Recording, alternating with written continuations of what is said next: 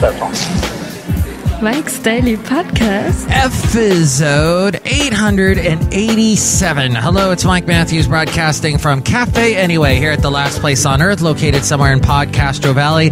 Today, part 2 of my interview with the Seattle, Washington band EXOHXO with JASEN, SAMFORD, and Danny Olson. Plus, we hear from Chely Shoehart, Floyd the Floorman, and John Deere the engineer. And what? Mike's Daily Podcast. That's right. That's what the name of this show is. Hopefully it'll last. Mike's Daily Podcast. And then I wanted to sing this song, so I tagged Art Bell on my Facebook post of the last show because as this podcast's host, I thought it would be fun in my interview to toast the legendary talk radio guy who liked to talk about ghosts and aliens and conspiracies and such. Mike's Daily Podcast. Well, I tagged the wrong Art, but he got in touch Mike's with me. Daily. And this other Art says Podcast. He's a musician and producer. Yeah. So on this show he will be. Maybe. So I record this show on my computer. And recently I have downloaded... Oh, look who just walked in. This person. Hello, my guys. It's Chely Shoehart, get shop supervisor. Oh my God, what was it you were going to say? I was going to say, recently I downloaded Chrome. And I kind of like Chrome because it's very streamlined. I can get a lot of things done, and I like the feature because I have my microphone hooked up to the computer anyway because I do my podcast and I also record a couple internet radio shows. And oh, look, I just walked in. Hello, Mike, this is Floyd the Floorman. And this is John Deere the engineer. Mike, we didn't mean to interrupt you and your story. It sounds really technical. And that makes me hot. I thought I made you hot. Well, yeah. All right, you guys work that out. Anyway, I don't want to get in between you two. Really, I don't. So here's the thing: is I record. So I found on Google they had that thing, that OK Google thing, where you can ask it questions and get information. I would, if I were good at this, I could. Oh, I don't have it up right now. I'm using Firefox. So much I've just shot myself in the foot. Owie. Mike Matthews, that wasn't a gun, that was a cannon. Why did you have that in your pocket? Well, I was happy to see you. Mike Matthews, I am in love with the Brewmaster. He's so wonderful. Oh, that's so nice. I'm so glad you two are still together. You seem like the mismatched pair. What do you mean, Mike Matthews? You don't think he's good enough for me? Yeah. Uh-huh. Because it's never the other way around, is it? Whenever anybody asks you that question, exactly, it's never the other way around. Okay, whatever, Mike Matthews. Go back to your story. Yeah, so whenever I say, okay, Google, and it looks up, and I say, tell me how to make a glass of water. It then, gives me the information. This isn't a commercial for Google. In fact, I'm about to get really upset with Google. Yeah, I know. You all are upset with Google, aren't you? They do awful things like tell us where stuff is and look up stuff for us. But yeah. Oh, and the driverless cars that we talked about the other day. Hey, what I'm trying to say is whenever I ask it a question, it messes up the levels in my computer so that I don't ever know when I start recording this show what I'm going to get. Like, the levels is basically for those of you who don't do any recording on your computer. So, like, if I'm trying to record my show and the levels are all off, it can sound anywhere like, hey, everybody, how's Mike Matthews? To overmodulated is what we like to say. So, and that's a real sticking point for me because when I first got into radio, I was working in the early 90s at this station nobody listened to in Thousand Oaks called KNJO. We were running everything off of tape. There was the only thing digital around then was the CDs, and we never played any CDs. Everything was on tape.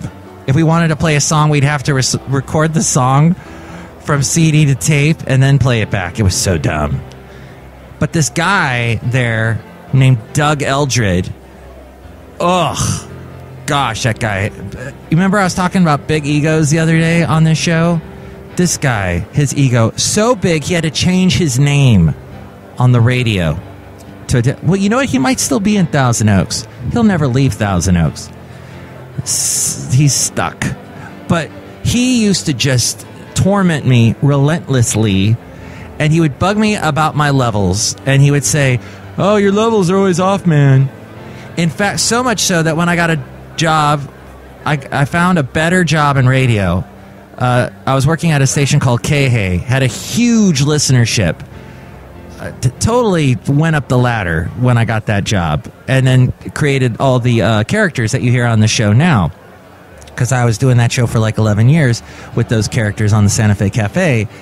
He called up and left a message on my voicemail at work saying, "Man, your levels suck." He was still holding on to that. So there you go. For all of you who now know that when we say levels, we mean volume. The volume of things, which is a big thing here in the world of radio. And yes, you may have noticed that this podcast is louder than all the other podcasts. I do that on purpose because I want you to hear it.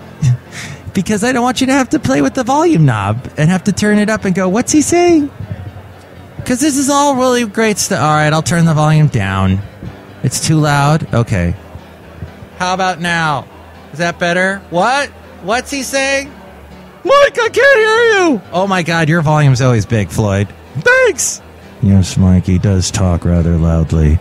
That's why I love him. Aw, once again, another touching moment here.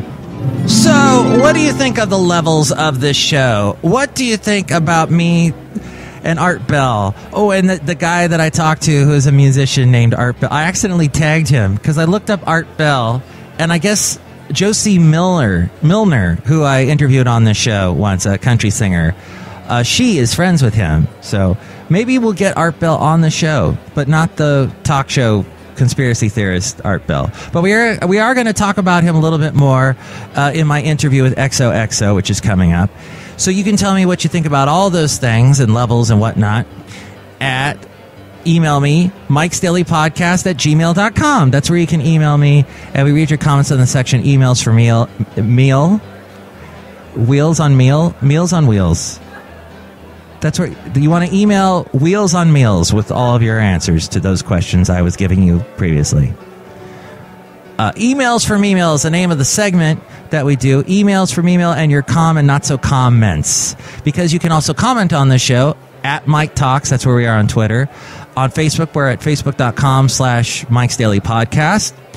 And you can find us on Instagram. At Mike's Daily Podcast is our handle there, MikesDailyPodcast.com. Wait, what am I saying? I'm all confused in all the social media is what I am. I'm lost in social media land. Anyway, links to where to find us on Instagram, Yelp, and Tumblr can be found at MikesDailyPodcast.com is what I'm trying to say. Also, where you can find us on iTunes. You can rate and comment on the show in iTunes. And if you do that, more people find out about us and we don't languish in obscurity. You can also find us on YouTube, SoundCloud, TuneIn, Stitcher, Podomatic, Mixcloud, Spreaker, Player FM, and Ameristream Live. And yes, I am doing the morning show on a Connecticut radio station that plays a huge variety of music. Great upbeat music of all types, of all eras. It's called Wolverine Radio. A link to that, as well as a link to the country station that I'm on weekends. All there at MikesDailyPodcast.com. And if you want to support the show, all you got to do is buy something on Amazon, because you were going to do that anyway. That book of recipes from Rachel Ray. Holy crap, that girl's gotten big. Man, I'm not one to judge. I mean, you look at pictures of me from 20 years ago, and yeah, I've definitely ballooned. I've gotten the Irish fat face. But, oh, she's gotten the Italian biggins herself. Still beautiful. Still love her smile. Her recipes are wonderful, but maybe she followed a little too many of Paula Deen's recipes. I don't know. But dang, Rachel Ray. Anyway, I got 2 of her cookbooks, and I've sometimes used them, and Rachel, I love you. All right, that's not really true. Anyway, if you're going to buy her recipe book or whatever, go to Amazon through MIKEs-DAILY-PODCAST.com. You'll see that Amazon link on the left-hand side. Click on that and buy whatever it is you're going to buy, and that helps us out. You can also find the blog, the Daily Podcast picture, and all my past interviews at MIKEs-DAILY-PODCAST.com. And speaking of interviews... Into an interview. Okay, all right. I'm speaking with EXOHXO, spelled EXOHXO. And it's Jason SAMFORD and Danny Olson. Indeed. Weren't you in Superman? No, that's... Wait, that's Jimmy Olsen. Damn it, sorry. That's true. That's true. Now, what got you guys, you, Danny and Jason, into making music? And were you making music together when you were, like, kids? We weren't making music together as kids, but there's some pretty good stories. He was a fanboy. I was a fanboy. In high school, I played in a sort of proggy math rock kind of band, as did Danny. Mm-hmm. Danny's band was called Vermilion, and I was a really big fan of theirs and would like book shows together when I could. And it was super exciting if I could get Vermilion to play, and if I could talk to them at the shows. It was like a big deal. And I ran into one of them at a show once, and he was just like a total jerk to me, but ended up being like one of my best friends and the singer I was mentioning earlier from Spreaker. So we've known each other at least loosely for a long time. Mm-hmm. And then I don't even remember what year Spreaker started. 2002 or 3. Yeah. So Colin and Danny had been playing with another drummer and asked me to join on and play drums. And so Danny and I have been playing together for over a decade now. Yep. Wow. Yeah, it's wild. Does that make you like stop for a moment and go, where is the time gone? It does, absolutely. Where did it go? Did Art Bell take the time? Did Art Bell steal time? Where did the time go? Literally, Art Bell. Did aliens take time? So I love this Art Bell theme. This is great. But to answer like why we start, I don't know why. I mean, when I was very little, I was very excited about music. And I don't know what it was that drew me to it initially. But I started on violin when I was very young, and I even studied violin all the way into college. But it was sometime in my teens when I sort of realized that I wasn't necessarily going to be like a concert violinist or playing in an orchestra as my career. And so I was into rock music when I was, teenager. And I really wanted to bring elements of playing violin and the other instruments I played into a sort of a rock environment. And EXOHXO was really actually my first opportunity to really do that. I kept trying to do it with Spreaker. I'd say, hey, we should have horns here. They're like, no, Danny, we should not have horns here. We're a punk band. And then EXOHXO, again, that was kind of referring back to when I was talking about how I wanted things to be really big, and it sort of ended up being a little bit ill-advised. It was that vision that I wanted. And I think having Hiromi playing violin, and I get to play with her sometimes, like I've been starting to play violin live, doing violin duets with her. And this is kind of what got me playing music, like integrating some of my own personal musical background into a sort of rock environment. It's been great. So you guys have created the band that you always wanted. Yeah, I think that's true. That's very true. You get to show off all your talents in it. That's true. I can juggle. So I juggle on... No, I don't. Juggling makes a great noise on an album. That's true. Danny has juggling solos. Can I get a little bit more treble in juggling? I got a fever. You definitely need more juggling. Or cowbell. I don't know. So I just do it as a studio musician these days, the juggling. Don't really do it with the band so much. Just a session juggler. Was there juggling in the making of this album, The Ghost is Clear? And tell me about the making of it. There was very little juggling, mostly unintentional. The making of it, Danny and I know a guy whose name is Jackson Justice Long. Get out of here. It's true. Real. His middle name is Justice. Yep. And his name is Long. It's long. Jackson Justice long. But it is long as well. Yeah. If you go to his website or the website of the studio that he runs called Hear Me Shimmer, his like tagline is like, my middle name is Justice. It's like it's a real thing. Which for a guy who loves Batman so much, it's perfect. I'm wearing a Batman shirt right now. He loves justice. I do. Justice. I like to say it like that. Justice. So Danny and I know Jackson from, again, Speaker, playing with his old band, Racetrack. He has a studio in Seattle that he uses mostly as like an overdub studio. And we talked to him about recording, and he suggested that we do basic tracking at Sound House, which is a pretty amazing studio in Seattle. So we finished off basic tracking in a couple days there, and then did like vocals and violins at his studio and one other studio in Seattle, kind of on free weeknights and weekends over the course of a couple months. Mm-hmm. It's one thing that's kind of more difficult to be in a recording band when you've got like a mortgage and a job and a family and all that stuff. You can't just like skip out on your rent and throw money towards recording or anymore. Just ditch on your job to go record for a month somewhere. So we kind of had to grab time where we could. We really made sure to set aside like, was it 2 full days for basic tracking? We've been doing this for a long time, so we kind of felt pretty confident that we could go in there and do the basic tracking in just a day or two, and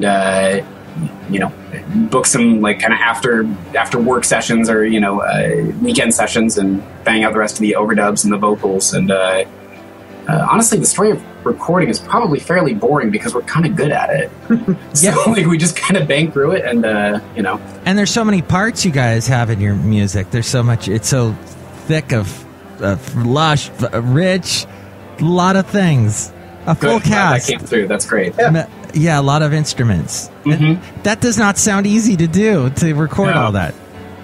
I think that's another thing that kind of the benefit of age is, I think we've probably made enough mistakes trying to do that kind of thing on even a smaller scale before, and having learned from that, kind of we did our homework, did the pre-production stuff, so we were ready to go in and just sort of... Yeah. Everybody in our band is really, really good at their instruments and very professional. Bob, whenever you go into a recording session, drums can really be the make or break of a session, right? Like, you go in there, sometimes the miking can take forever, the drums are out of tune, and everybody's obsessing over that. It's not something that's as easy to punch as other instruments where it's like, oh, I missed that note, just go back and hit that punch. Well, drums with all the ambient sounds that are going on, it's really hard to do that. So a drummer can really, in a lot of ways, be the one who ruins a session. And Bob is just so incredibly professional. He just busted out everything really quickly. Bill is just an absolute professional and banged out the keyboards. It was amazing. Hiromi, in just like a day, did all of her violin parts. And in many cases, as you said, it's very lush. So she's layering violin parts and harmonizing with herself, which can be very tricky. And she just, it was great. Well, I was going to play Up to Me, and the drums are fantastic in this, and I love the harmonies, and the bass line is awesome. Thank you. And it just jumps at you right away, and it's also very happy and dancey. It makes me want to dance. Good. You should dance while you're playing it. Do it. I'm dancing right now, guys. Just we'll dance too. When you're talking to me, I'm dancing. We're very lyrical in the way we talk. It's like I just danced to that. It was great. Good. I did the 80s white man overbite to that perfect dance. Nice. I can see it in my head. I can see Art Bell right now. Oh God, I hope I'm better looking than Art Bell. Would that we all were. But yet I'm not. I wish I had his money too. Because he's a rich guy. He made a lot of money doing his thing. But you know what, you guys? Tell me about Up to Me. How did this song come about? It's great too. Thanks. A lot of my songwriting comes from listening to my favorite artists and thinking, how can I rip this off without being too obvious that I'm ripping something off? Right. And so when I wrote Up to Me, I'd been going through a big Springsteen phase. Ah. And so Up to Me has that kind of Springsteen flavor of like, we're in this town, it's not really the best place, and would that I could break out and go out on my own. So it's that mixed in with some sort of love story kind of stuff. And I don't know, one of the lyrics is actually kind of about my songwriting and ripping stuff off and hoping that it's like nice homage more so than blatant ripoff. That's mostly Up to Me in a nutshell. From the album The Ghost is Clear, which you can find at all kinds of places, and I think they can go to EXOHXO.com, EXOHXO.com for more info. But yeah, like you said, you're on SoundCloud, Bandcamp, Spotify, Pandora. Yep. Awesome. All the familiar places. So it's Up to Me, EXOHXO on Mike's Daily Podcast. So you wrote it down and found out nothing seemed to look just right. Straightest lines and bright white lights behind your eyes, they find each other here at night.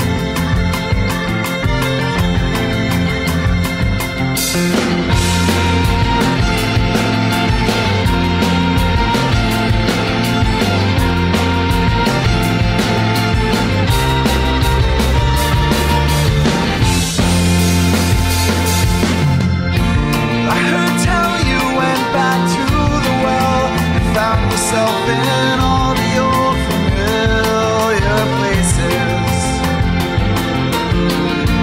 Is this blowing kisses to the wind, or is it simply spitting in familiar faces? If it were up to me, we wouldn't spend another minute inside this place, and we would go and see all the night has left to show, and it would set us free, cutting loose, cutting our teeth on the unknown.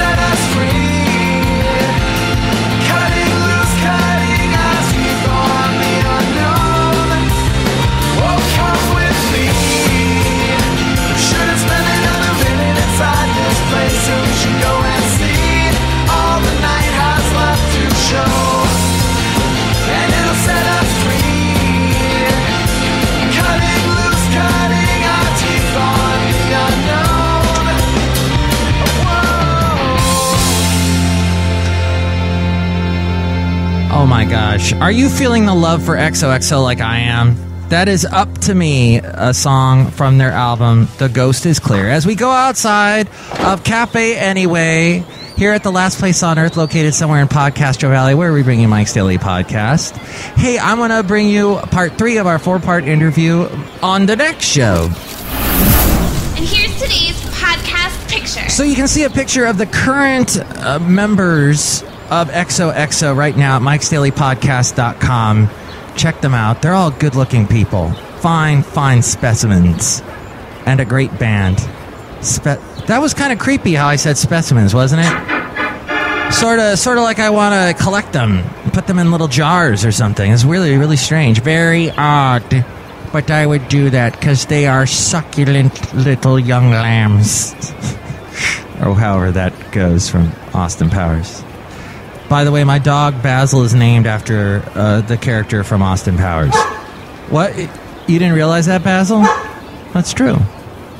Okay, yeah, so see that picture, MIKEs-DAILY-PODCAST.com. Mike Matthews, I think Rachel Ray is, like, beautiful. She's beautiful, yes, but, you know, and age does that. You kind of, you don't lose the weight anymore, and you kind of pack it on, and it's tough. It's tougher and tougher to lose the weight. You know, her husband was in a band called The Cringe. I remember. They had a couple good songs. Oh, that's really interesting. You're saying that facetiously. That's right. I'm saying it ironically. No, that's not ironic when you're saying one thing and meaning another. Ironic would be if you were saying that you liked that band, and as you were saying it, you were accepting an award for best band, and then a piano was falling on top of you. Mike Matthews, that would be like tragic, not ironic. Maybe. But next show, we're going to have Floyd the Floorman say something really loud. What? No, we're not going to do that next show because he did it this show. Oh, dang it! That's right, Mike. I'm going to have him say a bunch of things really loud. I don't want to know the context of what you're talking about right now. That's okay. Enjoy the birds out here. The birds are so lovely, aren't they? They're so sweet. They take me away. Calgon takes me away too. In chains. Next show, it will be part 3 of my Into an Interview with the wonderful band EXOHXO and the wonderful guys Jason Samford and Danny Olson from Seattle, Washington. Our 4-part interview series continues. Plus, we hear from Benita, the Disgruntled Fiddle Player, and the Brewmaster. Mike's Daily Podcast is written and produced and performed by Mike Matthews. His podcast is super easy to find. Download or listen to his show and read his blog at MIKEs-DAILY-PODCAST.com. Email Mike now at MIKEs-DAILY-PODCAST@gmail.com. See you tomorrow. Bye!